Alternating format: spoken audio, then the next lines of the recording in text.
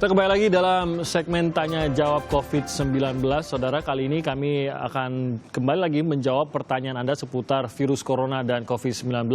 Mungkin masih ada beberapa pertanyaan yang membingungkan Anda atau ingin Anda ketahui terkait dengan COVID-19 agar Anda bisa lebih mampu lagi melindungi Anda dan keluarga Anda dari virus corona ini sambil Anda tetap di rumah mengisolasi diri dan menghindari atau melakukan physical distancing. Nah, kali ini kami menghadirkan dokter spesialis penyakit dalam dari Ikatan Dokter Indonesia, ada Dr. Eka Ginanjar yang juga adalah sekjen dari PAPDI Ikatan Dokter Indonesia untuk menjawab pertanyaan-pertanyaan Anda seputar virus corona untuk 2 segmen ke depan. Nah, pertanyaan di Tanya Jawab COVID-19 ini bisa Anda sampaikan melalui media sosial Instagram kami di @sapaiindonesia_kompastv dan juga di media sosial @kompastv. Dan juga Anda bisa tanyakan langsung ke dokter melalui line telepon di nomor telepon 021 5366 0500. Anda sudah bisa mulai menghubungi kami dari sekarang dan nanti kami akan menjawab telepon di segmen berikutnya.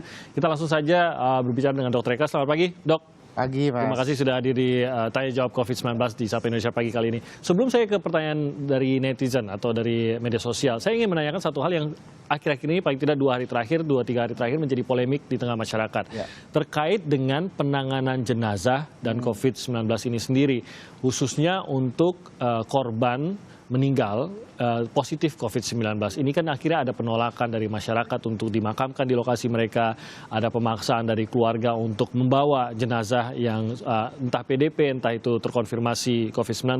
Nah, mungkin boleh diluruskan tuh, Dok, apakah memang 2 hal ya, proses pemandian dan lain-lain hingga penguburan jenazah ini tetap mengancam penyebaran COVID-19, dan apakah setelah jenazah dimakamkan ini tetap menjadi ancaman bagi warga di sekitar? Mungkin boleh diluruskan, Dok. Ya, jadi virus ini kan seperti sifatnya yang sudah banyak dibahas ya, bahwa virus ini harus ada inangnya, gitu, ya. Ada hostnya, yang hidup, gitu ya. Yang hidup, dan hostnya itu adalah manusia memang, manusia hidup, ya. Sel yang hidup seperti itu. Nah, tetapi memang si virus ini pun bisa hidup di luar, ya, dalam waktu beberapa jam, ya. Tergantung situasinya, ya. Kalau di udara bebas seperti ini kena sinar matahari nggak sampai 1 jam bisa mati. Tapi kalau udara tertutup mungkin beberapa jam seperti itu. Nah, sekarang kalau ada jenazah karena COVID, ya berarti kan memang dia sebagai inang, ada virus di dalam tubuhnya. Tapi kan sudah meninggal.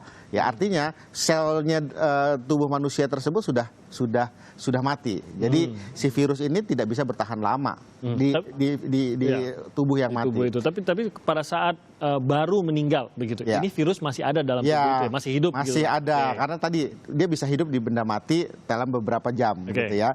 Dan artinya apa? Petugas yang membereskan jenazahnya harus menggunakan protap pasien ini COVID, ya, dengan APD lengkap dan prosedurnya, dan tetap diproses sesuai dengan agama masing-masing, seperti itu. Yang Muslim disolatkan dan lain sebagainya, tapi memang dengan protap, dengan APD, dan jenazahnya dibungkus dan ditutup. Nah, selanjutnya dimakamkan, dikuburkan, ya. Nah, ini ketika sudah dikuburkan dengan kedalaman yang cukup, ya, yang biasa itu sudah cukup, gitu, standar aja itu udah aman, gitu, sudah aman, dan tidak akan menyebarkan ke tempat lain lewat tanah dan segala macam, itu tidak. Oke, jadi proses menuju ke pemakaman memang ada protap, prosedur kesehatan yang harus dengan ketat dijalankan. Betul. Karena masih ada kemungkinan begitu ya untuk penyebaran. Tapi setelah jenazah berada di dalam tanah dengan standar penguburan biasa, itu tidak akan menyebarkan lagi? Tidak akan. Tidak lagi menjadi aman. Ya? Jadi kuburan itu sudah aman. Tidak menular melalui tanah, tersebar lain, tidak ada itu ya? Itu mungkin yang harus kita luruskan juga. Karena kasihan sekali stigma masyarakat ini masalah sosial ini jadinya. Gitu. Keluarganya sudah tidak ketemu oleh si pasien dan akhirnya meninggal dunia, tidak ikut memproses seperti itu, dan ditolak pula oleh masyarakat. Itu kan stigma sosial ini yang memang kita harus berantas, nggak bisa. Dan kita lihat memang keluarga sendiri sangat berat. Mungkin terakhir kali melihat pasien yang akhirnya meninggal ini pun tidak pada saat menjelang meninggal, setelah meninggal pun tidak melihat lagi begitu ya, sama sekali begitu. Jadi terbayang beratnya keluarga juga. Tapi ini yang kita coba luruskan juga melalui Tanya Jawab COVID-19 ini. Kita akan lanjut ke pertanyaan dari media sosial. Silakan dok, ini dari Wayan Nyoman. Selamat pagi, apakah puasa dan diet akan menurunkan imun tubuh untuk mencegah corona, mengingat sebentar lagi kan bulan puasa? Oh iya, jadi gini, puasa dan diet kalau dilakukan dengan benar, ya tidak sembarangan dan dengan aturan yang baik gitu ya, itu tidak masalah seperti itu ya. Seperti misalnya puasa Ramadan, ada waktu sahur, ada waktu berbuka, dan waktu untuk puasa itu paling 10 sampai 14 jam, seperti itu. Kalau kita sahur sesuai dengan yang disunahkan oleh Rasul, disarankan oleh para petugas medis, nggak ada masalah seperti itu. Makanan dengan cukup, tidak cukup kalori, cukup protein, cukup sayur-sayuran, buka juga tidak berlebihan gitu ya. Yang masalah itu kan sahur sisa pizza tadi malam, buka dengan gorengan gitu loh. Minumannya seperti itu. Minumannya soda. Ya, dan lain segala macam. Kalau itu bisa menurunkan imunitas.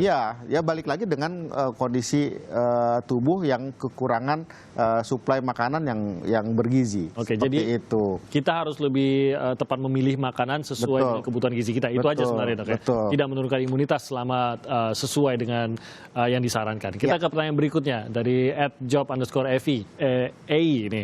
Mau tanya, sebenarnya lebih efektif menggunakan hand sanitizer atau mencuci tangan dengan sabun? Nah, ini saya agak jelaskan agak panjang ya. Jadi sebenarnya virus ini itu adalah selaput lemak isinya, ya selaput lemak yang memang bisa pecah oleh sabun. Gitu. Jadi sebenarnya yang diutamakan adalah cuci tangan di air mengalir dengan menggunakan sabun. Itu sangat efektif karena jelas kita akan membersihkan dengan maksimal ya, dengan sabun dan minimal 20 sampai 30 detik. Gitu. Jangan ceret gitu selesai. Enggak, itu juga nggak efektif. Bukan asal kena sabun. Tapi betul-betul dicuci sesuai dengan 6 tahapan cuci tangan, sela-sela jari dan segala macam menggunakan sabun dan air mengalir. Harus air mengalir ya. Air mengalir ya, bukan kobokan dan ini ya. Itu yang paling efektif. Nah, kalau ada itu lebih baik itu. Nah, kalau hand sanitizer itu adalah pengganti untuk cuci tangan dengan sabun dan air mengalir. Kalau tidak ada, kan air mengalir susah nyarinya, harus ada wastafel, ada sabun. Nah, kalau kita kayaknya di mall atau di tempat umum yang tidak ada air mengalir, ya pakai hand sanitizer. Itu bisa menggantikan, tetapi memang lebih efektif adalah cuci tangan. Jadi kalau ada pilihan keduanya, tetap pilih cuci tangan sebenarnya. Dengan cara-cara yang tepat begitu ya, cuci tangannya dibandingkan dengan hand sanitizer. Saya pribadi saya bawa hand sanitizer kemana-mana gitu loh. Karena dalam kondisi begini, kalau saya tidak dapat wastafel, saya pakai hand sanitizer. Tapi kalau ada wastafel dengan air mengalir dan sabun, saya akan menggunakan itu. Tapi yang pasti adalah tetap tangan harus tetap selalu bersih. Selalu bersih dan jangan megang-megang muka. Jangan megang-megang muka. Kita ke pertanyaan berikutnya dari media sosial, dari @hadijanti.st. Bagaimana jika ada hewan yang terkena virus corona? Apakah gejalanya sama dengan manusia? Lalu sudah adakah divisi khusus yang menangani hewan terpapar corona? Ini mungkin pertanyaan pertamanya adalah, bisakah hewan juga tertular corona atau menjadi pembawa virus corona? Iya, jadi sebenarnya sih ini kan memang virus corona ini awalnya sekali disinyalir ya dari hewan menularkan ke manusia dari kelelawar katanya. Walaupun itu semua ya ada beberapa pembuktian dan memang tidak usah kita bahas panjang lebar di situlah. Sekarang sudah dalam manusia. Tapi pertanyaannya, apakah memang di Indonesia atau di tempat lain selain Wuhan itu ada hewan yang membawa virus itu dengan sakit ya, seperti orang membayangkan rabies, digigit langsung tertular gitu ya. Sampai saat ini sih tidak terlihat seperti itu. Yang justru menjadi concern saya adalah kalau hewan tersebut main kemana-mana, dia membawa droplet orang. Jadi misalnya anjing ya, jalan main, dia membawa droplet orang yang baru batuk di misalnya depan rumahnya, nempel di bulunya, masuk ke rumah, kita cium-cium, kita sayang-sayang, begitu misalnya. Nah itu kan kita di situ tangan kita tanpa cuci tangan megang muka. Jadi bukan kondisi kesehatan anjingnya sendiri yang menurun lalu menularkan ke kita, tapi anjingnya misalnya atau hewan apapun yang kita miliki pada saat dia keluar lalu kembali sudah ada droplet yang menempel, itu yang paling mengkhawatirkan. Ya, apapun, anjing, kucing, apapun lah yang memang hewan peliharaan ya bisa seperti itu. Nah, kalau lewat daging mentah ini belum terbukti ya, dan virus akan mati. Misalnya beli daging di pasar atau ayam gitu di pasar gitu ya, apakah itu membawa kuman? Itu tidak. Oke, karena akan dimasak lagi. Ya, selain itu mati dan akan dimasak dengan baik. Oke, dimasak mati nggak sih sebenarnya virus? Dia nggak tahan panas. Nggak akan tahan panas. Nggak akan tahan panas. Makanya dengan matahari aja mati, apalagi dimasak ya 100 derajat Celcius ya. Oke, berarti tetap jaga kebersihan hewan peliharaan. Mungkin itu catatannya, apalagi kalau baru keluar dari rumah hewannya. Kita ke pertanyaan berikutnya, @no.4047, saya Roman Zebua, selamat pagi. Bagaimana cara kami untuk melihat lebih peka bahwa orang di sekitar kami itu udah ada gejala COVID-19, termasuk dalam keluarga kami? Terima kasih. Oke, ini mungkin bagaimana secara kasat mata gitu mungkin ya, pertanyaan sederhana ya. Apakah saya bisa melihat apakah seseorang itu menderita COVID-19 atau tidak? Bisa nggak? Ya, jadi ya balik lagi berarti kepada gejala apa sih sebenarnya yang bisa kita lihat. Jadi kalau lihat COVID-19 ini, gejala utama adalah demam. Makanya kalau kita kemana-mana itu ada cek suhu. Karena gejala utama demam, 85% pasien itu adalah mengalami demam. 85%, ada 15% tidak. Nah, setelah itu yang gejala paling sering adalah batuk pilek, ya seperti influenza dan nyeri tenggorokan. Itu sekitar 60-70% pasien ada gejala itu. Nah, sisanya ada sesak napas, ya ada diare, ada hilangnya sensasi pada penghidu kita, gitu, pusing-pusing, pegel-pegel, lemas, itu gejala yang belakangan seperti itu. Tapi ini kan kalau kita lihat ada seseorang yang mungkin mulai meler-meler flu atau dia sekadar batuk, apakah bisa langsung kita duga ini COVID-19? Untuk kondisi wabah saat ini, kita harus curiga dulu sampai terbukti sebaliknya. Curiga dalam arti bukan mengusir ya, tapi menjauhi kita menjaga jarak. Ya, pertama harus lebih disiplin. Tadi dia harus dipakai masker tentu, gitu ya. Dipakai masker dan kalau bisa sama-sama pakai masker. Yang sakit pakai masker, kita pakai masker itu. Yang kedua ya harus melakukan isolasi diri.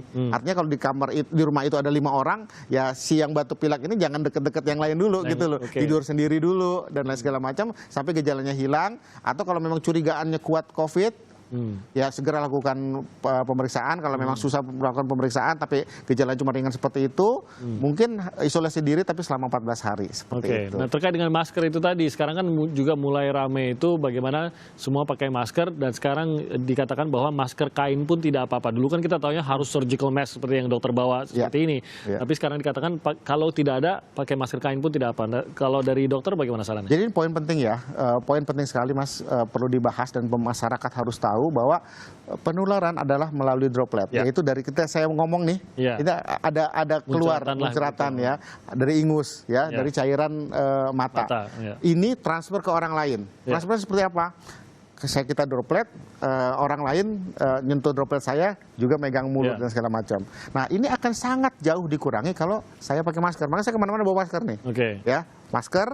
Dan orang juga akan sangat jauh tertular kalau orang tersebut pakai masker. Sama-sama pakai masker. Sama-sama pakai masker. Nah, sekarang jenis maskernya apa? Kalau tim medis memang harus pakai masker seperti ini. Karena apa? Kami di tempat resiko yang tinggi. Kerja di rumah sakit. Saya pakai ini karena mau ke rumah sakit nih. Ya. Terus kalau melakukan tindakan ada masker yang namanya N95. Masker yang lebih tight lagi. Seperti itu. Karena itu lebih beresiko. Nah, sekarang kalau masyarakat seperti ini, masker ini susah didapat gitu. Mahal lagi. Ya, jadi sangat masuk akal masker kain digunakan. Jadi tapi semua orang menggunakan masker kain gitu loh. Menggunakan masker kain, dan masker kain ini bisa dicuci gitu ya. Kita punya 2 aja, satu cuci satu pakai. Besoknya gantian gitu. Sangat simpel, tidak mahal, dan semua orang pakai itu sangat bisa memenuhi. Memang betul masker kain itu hanya 60% paling bisa membatasi. Tapi kalau saya pakai masker 60%, Mas pakai masker 60% kan harusnya aman lah. Aman harusnya seperti itu. Oke, Dok, kita akan kembali lagi dengan pertanyaan dari telepon. Jadi kami mengundang kembali Anda untuk menelpon kami di 021 5366 0500. Tanya jawab COVID-19 akan menjawab telepon Anda usai jeda berikut ini.